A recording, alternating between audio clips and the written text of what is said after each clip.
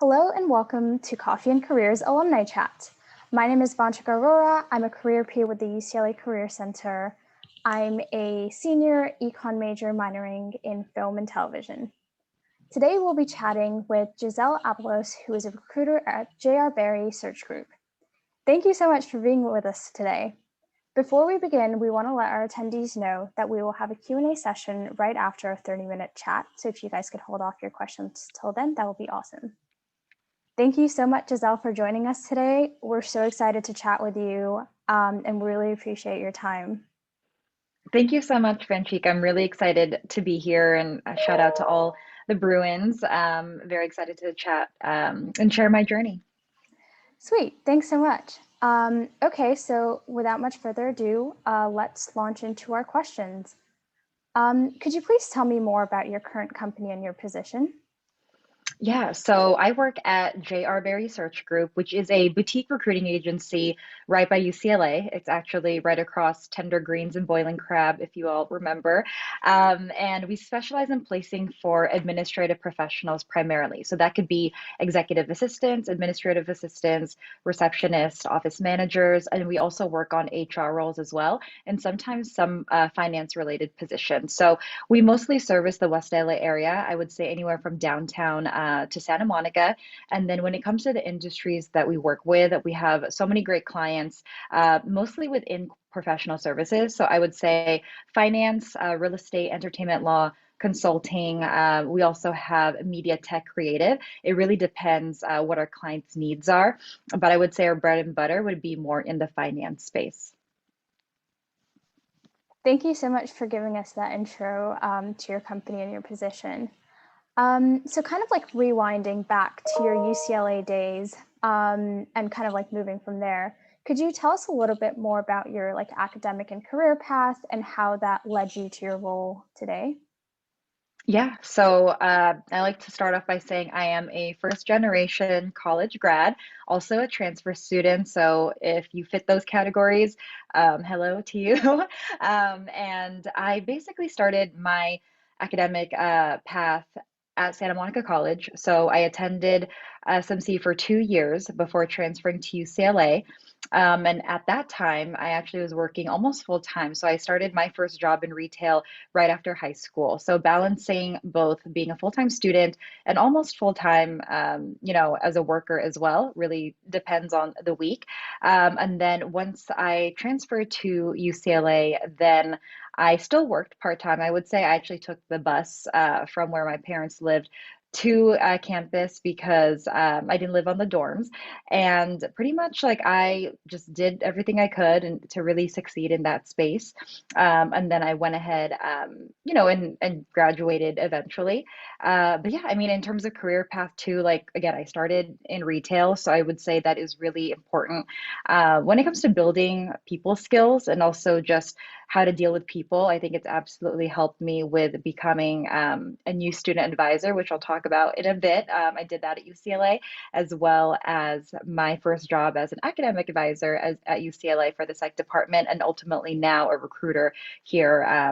So really being able to learn about people, critically think, all of that has really helped me to where I am today.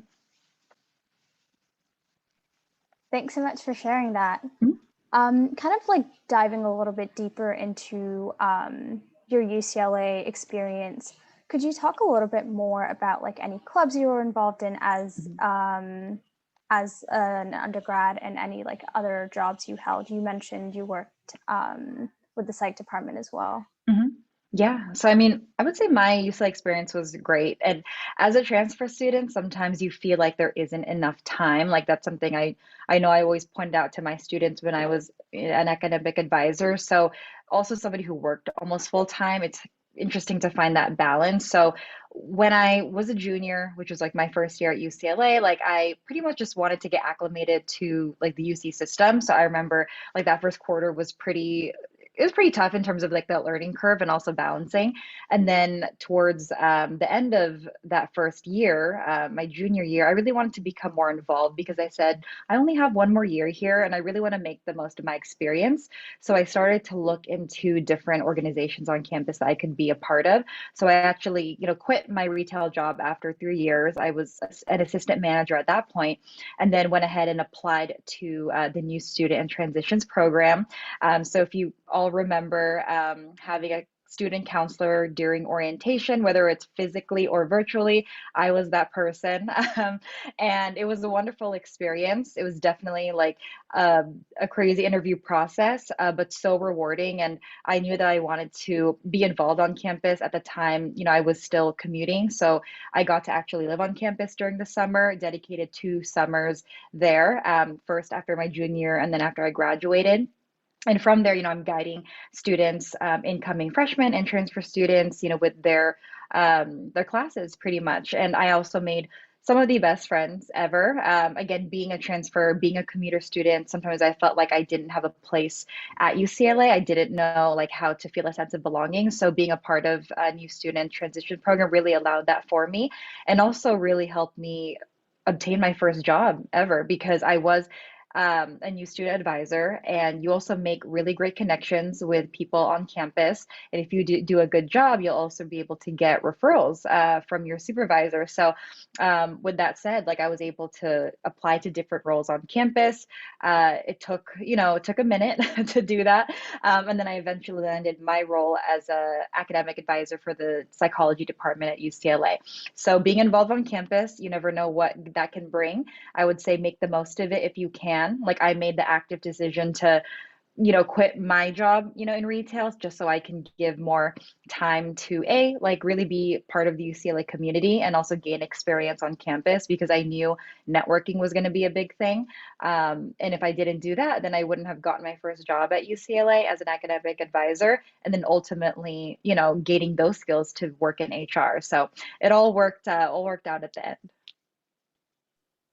Thank you so much for sharing that. And definitely, like impacting like new Bruins is like such a rewarding experience.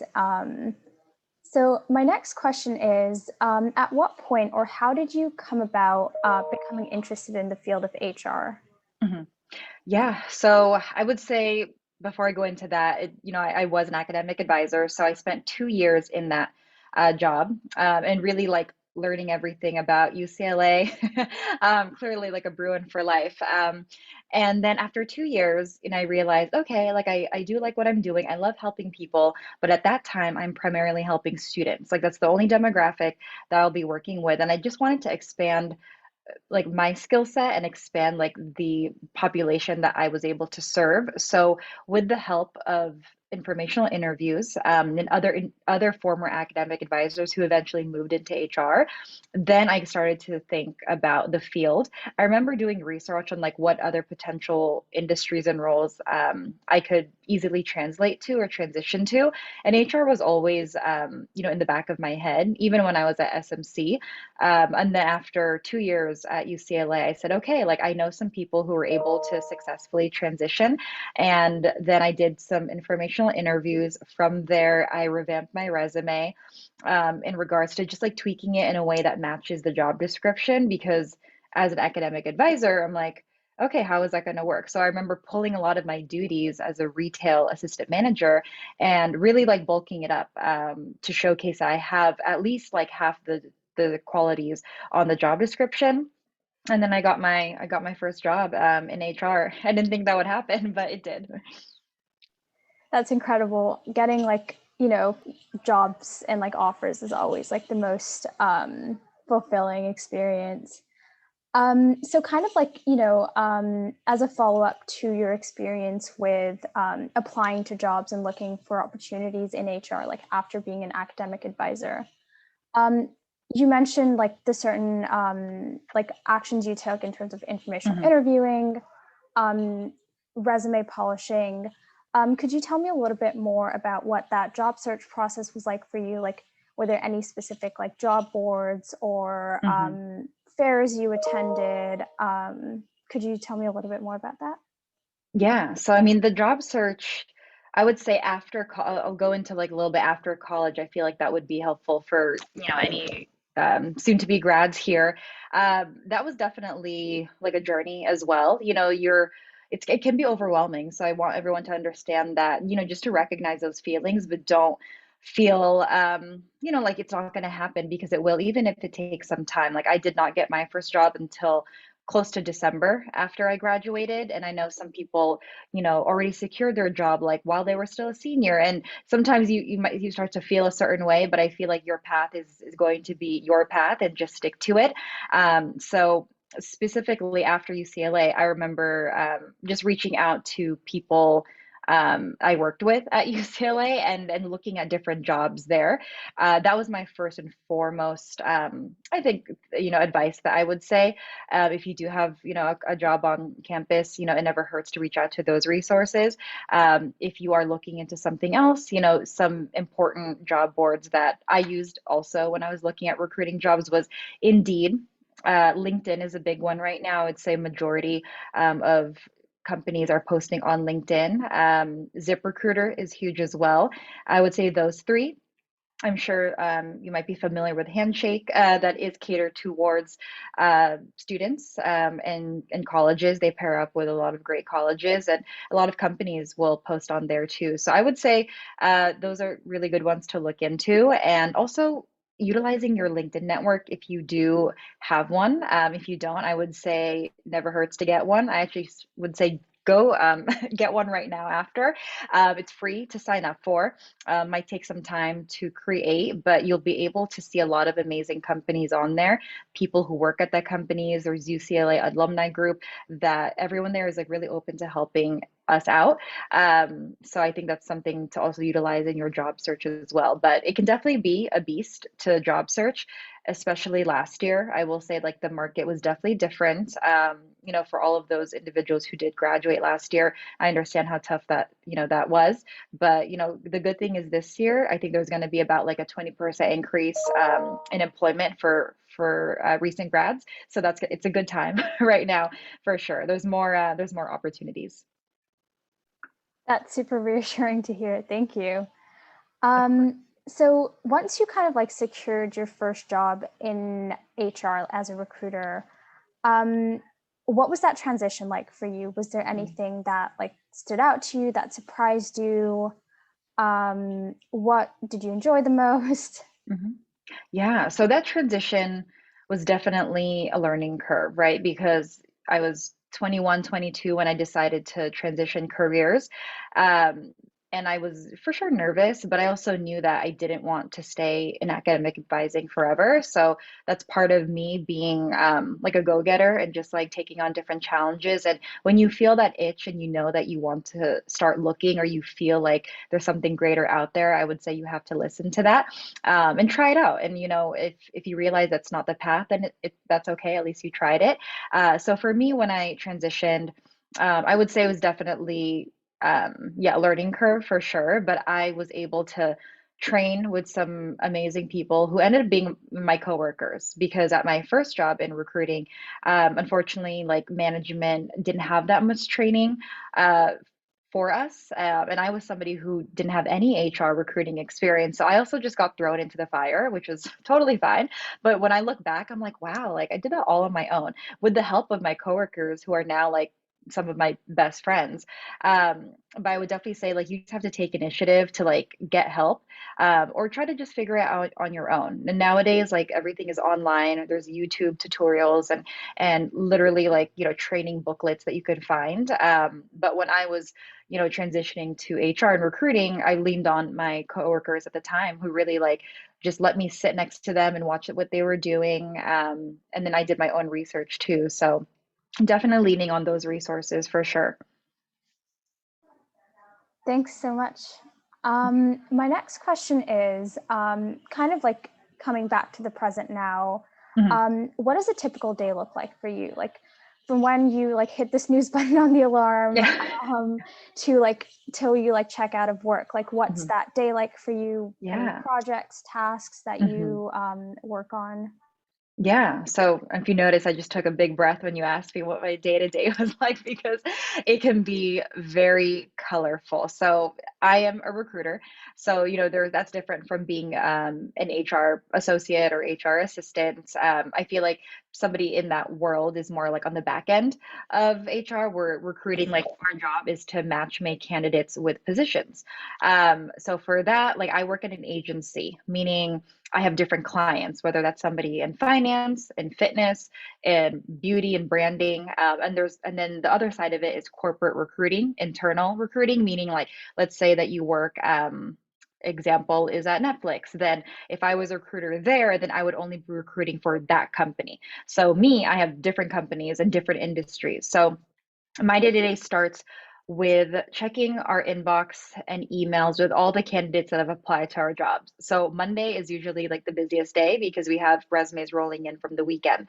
So part of our job is to call all the candidates that basically apply to the position and we feel could be a good fit. So I do phone screens that could be anywhere from 20 to 30 minutes. If they're a fit, I schedule a interview with them virtually through Zoom. And then also after that, I'll go ahead and look through my jobs that I'm working on to see if they could be a good fit. And then really just, I'm there every step of the way for the candidate from when I talk to them to when they get an offer and everything in between. So facilitating interviews, speaking with the clients, negotiating offers, being their advocate, which is why I also love this position. I know we'll probably talk about that after, but that's more on the candidate side. So I'm also sourcing candidates as well, like looking for them on my own. Like I actually use my LinkedIn network. I know I posted on our UCLA Alumni group, and then I actually was able to meet a candidate who I placed at a job, which is awesome. And then on the other side of it, I work with clients. So I work with various companies, and on that end, I get on calls with them, take the job order, see what they're really looking for. At my company, it's so important to be able to place somebody who is going to be there for for the long term, ideally. So really being able to get to know what the client wants so that I can better find the right candidate and just make sure it's like a beautiful like match. So it's kind of like, relationship matching, but for jobs.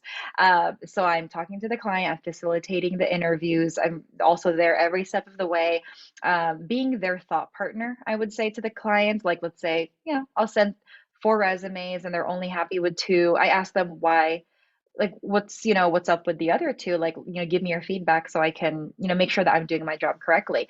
It's really like a beautiful, like fruitful back and forth conversation, but it's a lot of strategic thinking as well. Recruiting is not black or white. It's definitely colorful and a roller coaster, but it could be a very busy day. So just imagine, we have 8 hours and you have to do all of that in between, and sometimes things do come after hours, and if you talk to any recruiter, it's just part of the job. And it's just important to have those boundaries set and also like using your judgment to see what is important to respond to right now, what can wait in the morning. End of the day, our job is to, yes, close the deal, but also do it, gracefully and with the integrity of like knowing that this is going to be a good place for our candidate and also a good candidate for our client. Oh my gosh, that was a roller coaster. Yeah, There's a lot I packed hope in that one made day. sense. Yeah. Definitely, yeah. So kind of as a follow-up to that, and I know Mhm. you briefly mentioned that, but what's your favorite part of your day? Yeah. So of my day, oh man, favorite part of my day is when I close a deal for sure. But I would say my favorite part of my job and being a recruiter is to really just be there for somebody's job search process. Like I am somebody's cheerleader. Like I am there for them every step of the way, regardless if they get a job through me or somewhere else or on their own. And sometimes that happens, right? Like I'm working with a candidate for 1 month and they eventually get a job on their own, or they turn down our offer and take something else. It's okay because like I know I was there for them every step of the way, and it's actually funny sometimes, like they might turn down our offer but then they'll refer a friend who then we place at a job, and it comes full circle. But I just love being an advocate for somebody and really like showing clients that they are the best for this job because X, Y, and Z. And sometimes companies can be picky, with their search and with the type of person they think they want. But our job as recruiters is to have faith in our candidates because we're representing them and say, hey, I know you want this kind of person, but he or she is also amazing because X, Y, and Z, and then they end up hiring that person, and I'm like, this is what I love about my day is when you kind of get to show someone who like kind of like wasn't sure in the beginning that like, hey, this person is actually amazing. But I just love like being there for the person and my whole company, as well. That's why we love our jobs is we're really an advocate for the people, no matter who you are. You could be a student, you could be just getting back into the job force. It doesn't matter. We want to make sure that you find something really great for your career, because your career is a huge part of our identity, and you want to make sure you're happy in that. So to be able to be a part of that process to me is really important. Thank you for sharing that. Yeah. So when you were talking about your day, there were like a lot of different like responsibilities and skills that you mentioned. Mhm. So could you like expand a little bit about on like what kind of experiences, skills are kind of necessary to Mhm. consider and break into a career as an HR professional? Yeah. So I think, if you're looking into being in HR or recruiting, I think some of the most important skills would be to be detail oriented, because if you just heard about my day, so many things are happening. It's a lot of email correspondence, managing calendar, scheduling. So you want to make sure that everything is correct, because if you do mess up on like someone's interview time, like that could look bad, for the candidate and for the company as well. So being able to be detailed is key. You're also dealing with people's like offers, and everything, to start dates and whatnot. Being organized is huge because again, so many things happen at once. You could be, on a call with a candidate, but then you just got an email from a client who says, hey, I need to switch somebody's scheduling that's going to happen in 30 minutes. So it's like, how are you going to prioritize? So just staying organized. Oh, and being able to prioritize is key also, because you do have a lot of things going on during the day. And these skill sets are actually very transferable to like administrative role, I would say. Most companies who are looking for admins require this as well. So if you do have administrative experience, retail experience, customer service, working with people, anything front facing, I think that will be really transferable to a role in HR or recruiting. Ooh, I was still muted. Thank you for sharing that. Yeah. Kind of like going off of that. So, for students who are interested in kind of Mhm. like pursuing and like exploring this career path, Yeah. what steps would you suggest they take? Yeah. So I always like to say, like, I didn't wake up, wanting to be in HR, right? Like, I wasn't like, I'm going to wake up and be a recruiter or like grow up and be a recruiter. And it's something that you fall into, I feel. I think now there's more buzz around it, especially the last, couple of years, where there are certifications. Like, there isn't a major for it, but there are opportunities to really enhance your experience and credibility within the HR world. So, as a student, if you are interested in the field, I definitely think looking into different internships, that is either like HR assistant or something in that field, would be really helpful, or just having a position or internship within a department as an administrative assistant, a student assistant. All of that I think is really helpful. When I was working for UCLA Psych, one of our student workers, when she graduated, she eventually went into HR with her background as a student assistant for the psych department.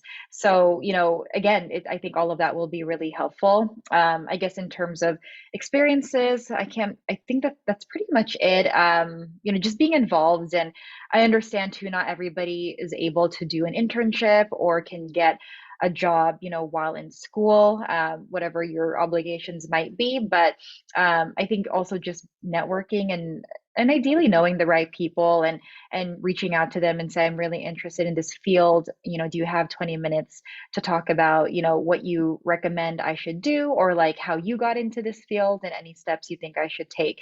Because the more you build a rapport with somebody, the more they will want to vouch for you and advocate for you if there is an opportunity that you see that you want to reach out to them about. So I think that's also a great way to go about it. Thank you so much for that advice. Yeah. Before we go into our Q&A session, I have a Mhm. last question for you. If you could do it all over again, would you choose the same path for yourself? Would there be anything you would change? Mhm. That's funny. Honestly, I would do it all over again. And I look back at my experiences now, I'm like, I'm not gonna cry. But it's been around, it's almost like 10 years since I graduated high school. If you do the math, you'll figure out how old I am. And I graduated UCLA in 2014. So also being a first generation college grad, I'm the daughter of two, immigrants.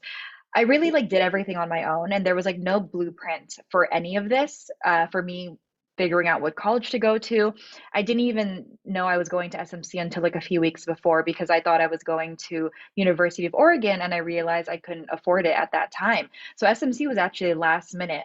But if I didn't go to SMC, I wouldn't have started my job in retail and built those skill sets and built just that drive and determination to want to succeed and do better, and all of that helped me to continue to keep working through UCLA to always stay focused on the greater, goal, which was to eventually get into UCLA after 2 years, which I did.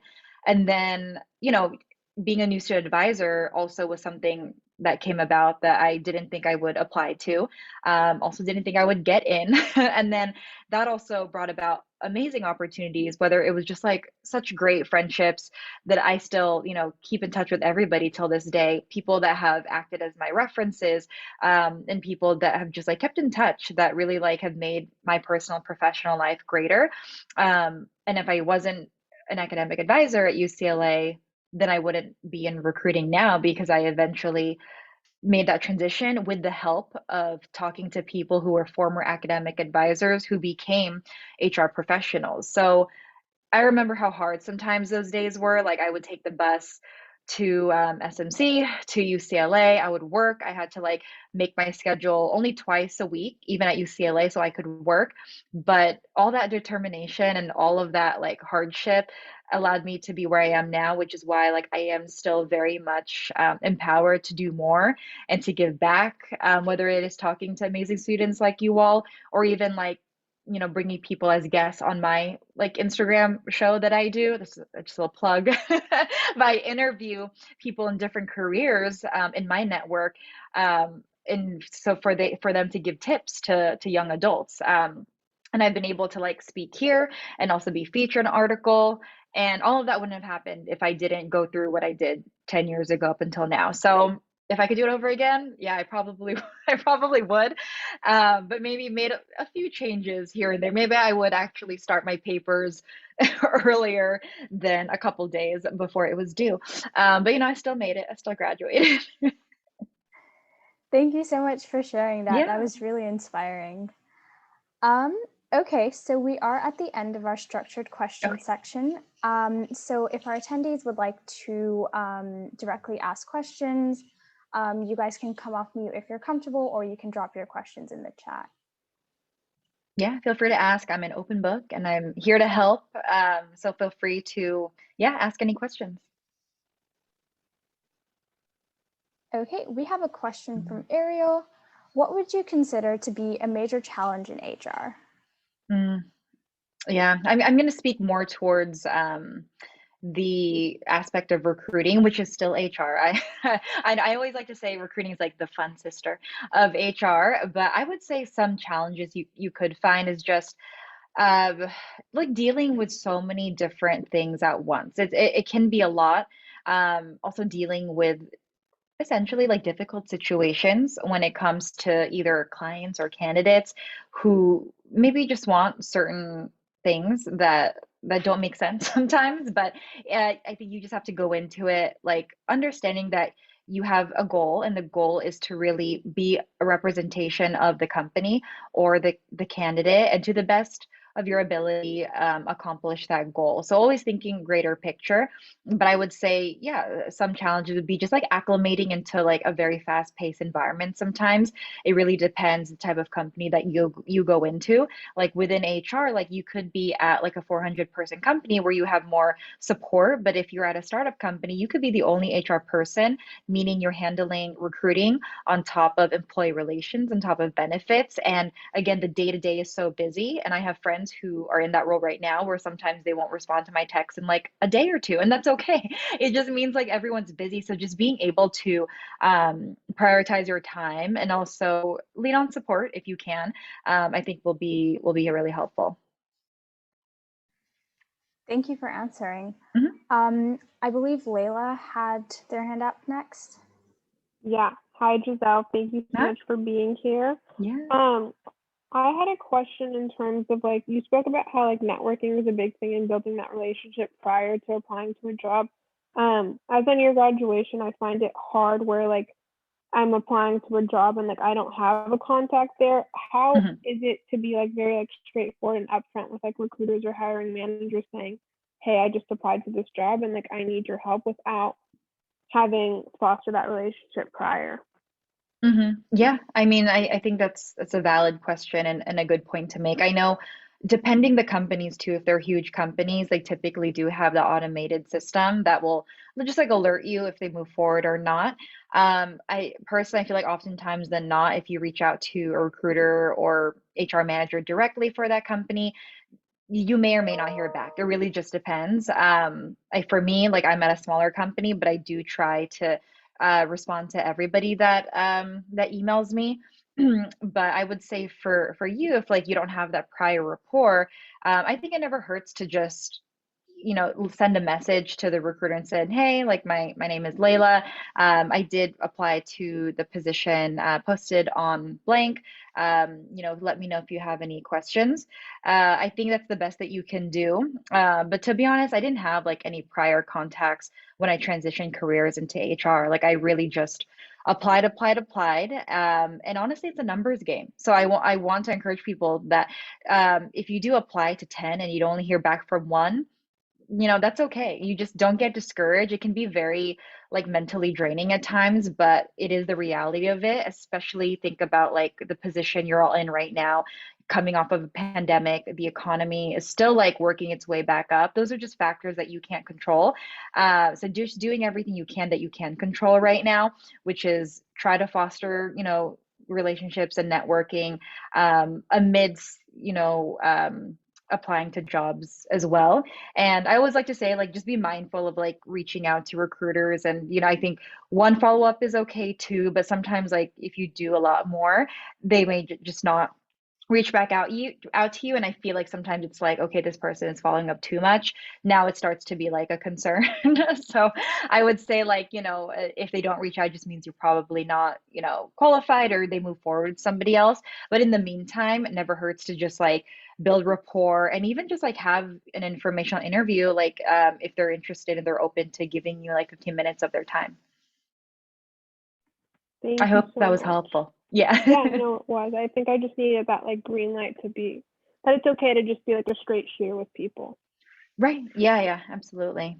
Thank you. Thank you so much. Our next question is from Rachel in the chat. With your busy schedule, do you feel like you're well compensated for your time? Yeah, and Rachel, I'm assuming you mean right now in my job. I think that's what you mean. Yes. Okay. Yeah. I do, yes. With recruiting, it can be very fruitful when it comes to compensation. It depends where you are. I would say, like for us, like we are commission based, but we all work together as a team, and there can be a bonus too at the end of the year. But for me, I do think I'm compensated well for all the hard work, and my company is great. Like really encouraging with that as well. And I'm very lucky. I know there are some agencies that could be different. Sometimes some agencies have quotas to make. Like if you don't meet 3 in a month, like they might fire you, which is to me is like, oh, that's like very cutthroat. But that is like sometimes the nature of the business for some agencies. If you go corporate recruiting, meaning in-house, sometimes there might not be a commission based structure. They might just give you an overall base and then potentially bonus end of the year. But I would say right now, given like people that I know in recruiting, I feel like they're all paid, pretty well. Like, just to give you an example, like I was able to travel, like, after UCLA and everything like that too. But I definitely think it's yeah, it can pay well. You just got to be at the right company, and you can always ask me questions too, like offline as well. I can give you more details, but you have to be just mindful which company it is and do your research too, for sure. And if you ever do get an offer, definitely like look at the details and the outline.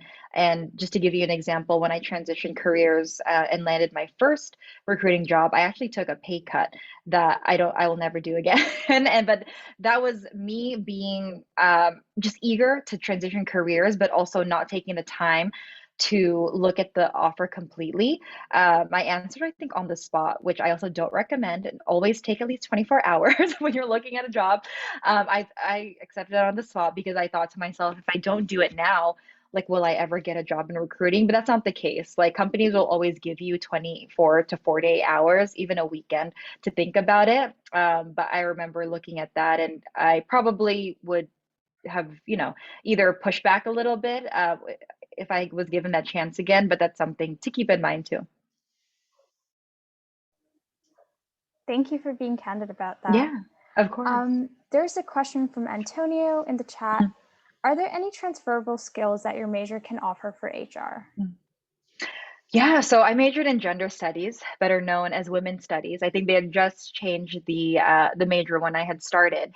And I would say gender studies is such a specific major. It's focused on women and and the different intersectionalities and whatnot. Oh, yay, awesome. That's great. I mean, I enjoyed my major so much, and I actually came in from SMC like with the scholars program. So I actually like was able to choose 2 majors. My first choice was sociology, and then my second was gender studies. And I remember I did not get in as a social major. I got in as gender studies, but I was able to switch if I wanted to once I got to UCLA. But then as I started taking classes, I loved it so much because like it just allows you to critically think and think outside the box. I think one of my biggest takeaways is just my ability to um, really like talk to people more and just like and dissect information. And I would say like have more EQ, like emotional intelligence. And I feel like I was able to gather those skills with that major. Because I feel in gender studies, like you can either go the research route or like you end up being a professor or like going to grad school and whatnot. But I actually have like a lot of friends who majored in the same one as us and who are now like psychologists, or they're actually like going to med school or have done like other things. So I always say your major doesn't determine what you do. I'm an example. I like literally went into academic advising, and I'm now in HR. But I think it's the skills that you build, and I think having like emotional intelligence, being able to critically think, and really like just dissect information, as I mentioned, and strategize and think is really helpful, because all those papers that I did for gender studies, or papers they were going to do, really, really do like prepare you for success. You become like an amazing communicator, and also like verbal and written skills, because we're always reading, I feel like, in that major, and writing. Those are the skills I think will be really transferable. With our clients, we have many emails that we send out, specifically, whether it comes to the job or the offer. And sometimes like we have to tell clients or candidates not the best news. So being able to craft a response that is going to be on that balance of like professional but still personable, and sometimes that's not easy. So I think like what I learned in gender studies, like all those skills, like really helped me now in when I was an academic advisor, and especially right now as a recruiter. This is really informative. Thank you so Yay! much. Of course, Antonio. Thank you. Thank you. I have a question for you. Well, I Mhm. have two questions for you. Yeah. First one is, can and how can students who are here today contact you for further information, anything like that? Yeah, absolutely. So I would say feel free to add me on LinkedIn. Again, if you don't have one, just get one. Like I, I would say that is going to be your most powerful tool, one of your most powerful tools right now, living in the virtual, era when it comes to networking and schooling at the moment, because there are so many people who are willing, to help, a lot of them. And then also, if you follow me on Instagram, like I'm usually on the gram a lot too. So feel free to, I think it's on the posting too that Ventrika created. It's Giselle one, oh wait, no, it's Giselle Lorraine, GISELLE LORRAINE. I'll actually type it here. I'm on there. A lot. I think I've actually been like really busy, so not as much, but I do my shows on there where I interview different people. So I have 19 episodes. So if you want, you can just look through them and see what you're interested in. It's people in different careers. So I have interviewed like an HR professional, a recruiter. I've interviewed somebody in marketing, pretty much everything. Um, yeah, see, I'm a recruiter. I have really good typing skills. And then I also put some tips up on like resume advice, interview advice as well on there. And I'm trying to do more of that, but I have a full-time job too, so I'm not on there as much. But I would say just feel free to ask me anything. I'll always get back to you if you don't hear from me in 24 hours. Sorry, I'm busy, but I always get back to you. You actually answered my second question. It was about your Instagram. Yeah. But yeah, just wanted to confirm, Layla, do you have another question, or was that from the last one? I'm so sorry. It's from before. Awesome, no worries. Okay, we have another question from Rachel in the chat. It says, I'm a third-year transfer and I'm a sociology major, and I want to get into the field of business, but haven't been able to really connect with many people or get experience, especially because of COVID. How would you recommend breaking through to get an internship in something business related when you don't have much experience or a related major? Yeah, I would say the first step is to narrow down what position you would ideally want to be in, because business can be very broad, I would say. So I think once you narrow down like your ideal type of role, then after that, look at different companies that you potentially would want to work at one day. If you're in LA, there's a lot of opportunities and a lot of companies out here. That's the one of the great things about being over here is there's so many companies, especially in downtown West LA. And then looking at their portal, usually online, that would be good if they do have internships. Usually, I'm not familiar when they start to do internships, but I feel like it's usually like beginning of like the school year or even now as well for a couple months. I know some people do it like their spring quarter, I would say up until the summer. And if not, like I also do think honestly, like LinkedIn is like a huge thing as well. So like looking at those companies, seeing if there's any like UCLA alumni who work at the specific companies, because then you have a commonality right there and it won't be so awkward to reach out to that person.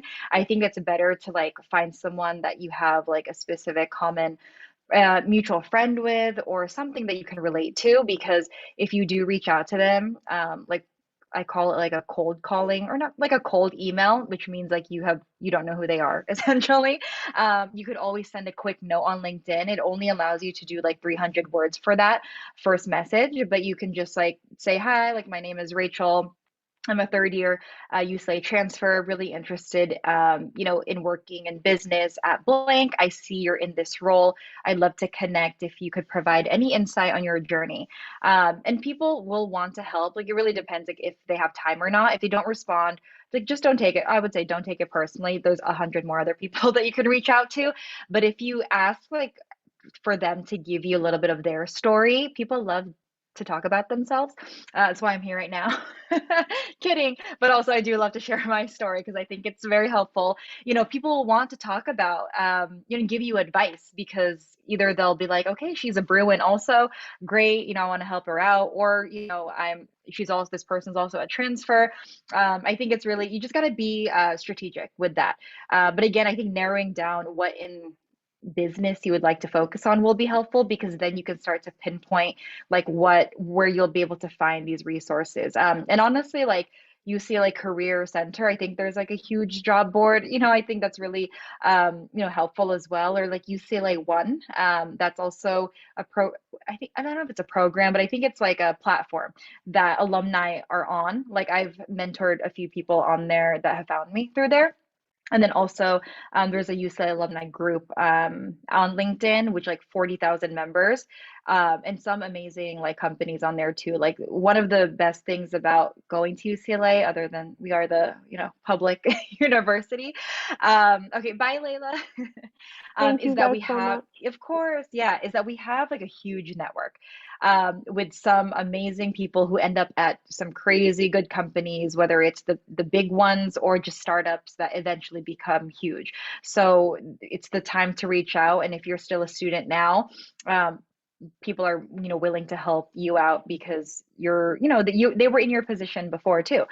So it's kind of just like, I know it can be nerve-wracking, but you just gotta go in it confidently, have your like, you know 90-second speech, or 300 or less message word or less message, and then just like shoot it off, to see. So it's going to take time to do that research in advance. That's where I think you have to do a lot of the work, is the prep work for it, like narrowing down your search, reaching out to companies, or like looking at companies you want to reach out to, looking at people on LinkedIn who could be a good resource. And then once you find that, then you could just send the message.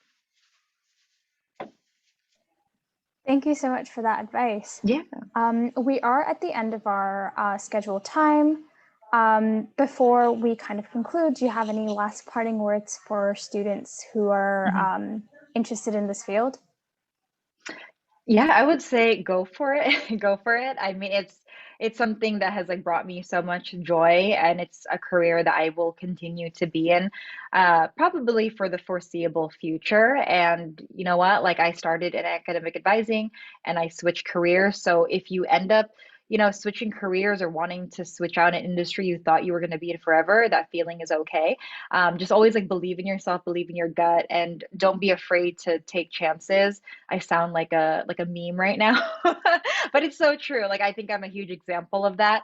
But for me, like I've always had that determination, drive. I think being a first gen, being a transfer student, like I'm the firstborn daughter as well of like Filipino immigrants, and I just knew like I wanted a life for myself where like I could be proud of, and eventually like show my younger sister that she can do what I'm doing now. And I've gotten to that point, like I've been able to travel like all over the world. I moved out by the beach. Like everything I set for myself when I was 18, I eventually did. So now it's time for something greater. And me giving back to like my community was like one of the things I knew I wanted to do.